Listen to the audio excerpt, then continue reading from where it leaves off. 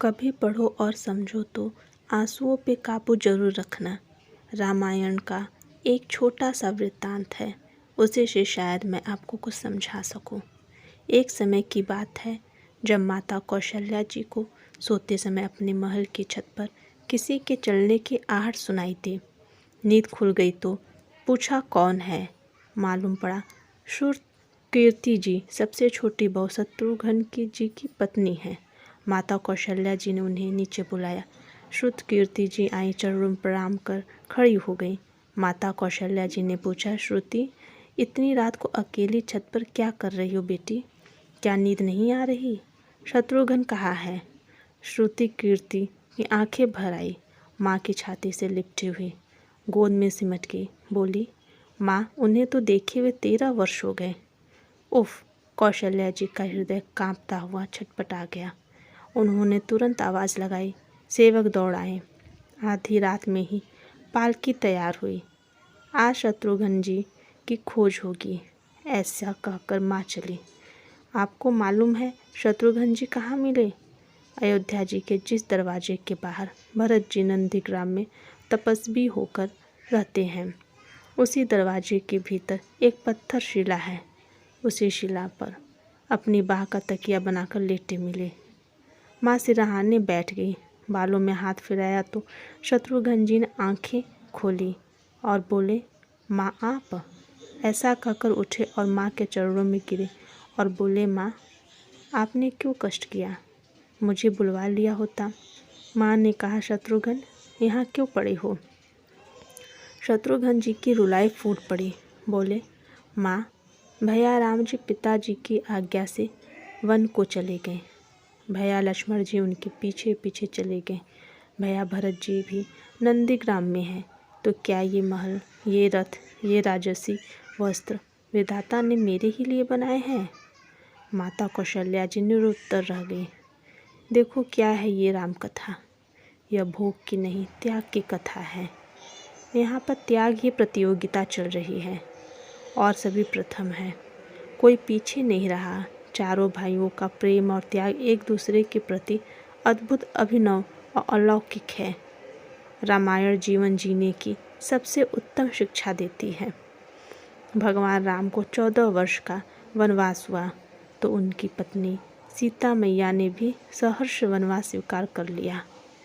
परंतु बचपन से ही बड़े भाई की सेवा में रहने वाले लक्ष्मण जी कैसे राम जी से दूर हो जाते?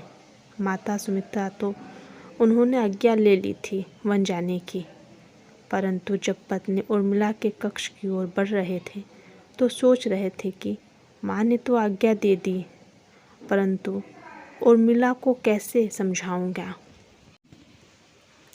क्या बोलूँगा उनसे।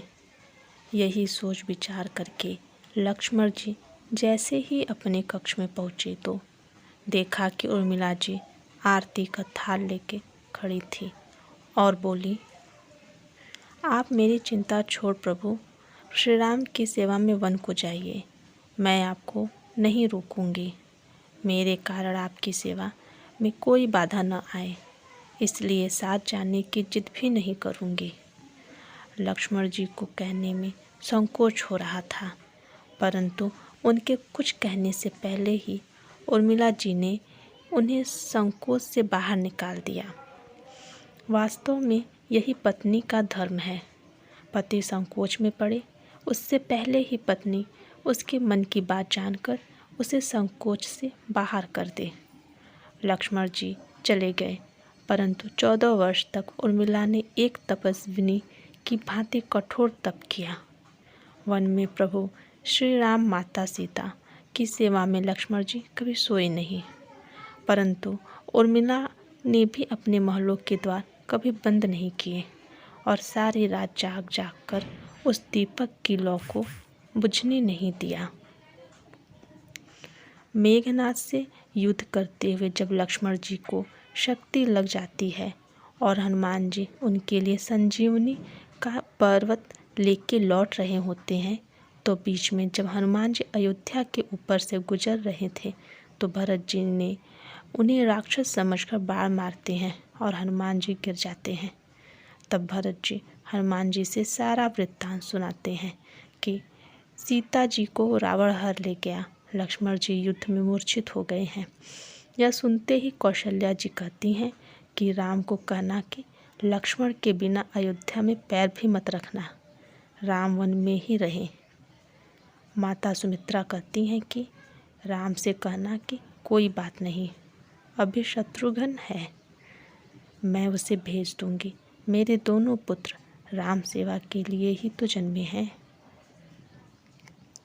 माताओं का प्रेम देखकर हनुमान जी की आंखों से अश्रुधारा बह रही थी, परंतु जब उन्होंने उर्मिला जी को देखा तो सोचने लगे कि यह क्यों एकदम शांत और प्रसन्न खड़ी है। क्या इन्हें अपने पति के प्राणों की कोई चिंता नहीं? हनुमान जी पूछते हैं, देवी आपकी प्रसन्नता का कारण क्या है? आपके पति के प्राण संकट में हैं। सूर्य उदित होते ही सूर्य कुल का दीपक बुझ जाएगा।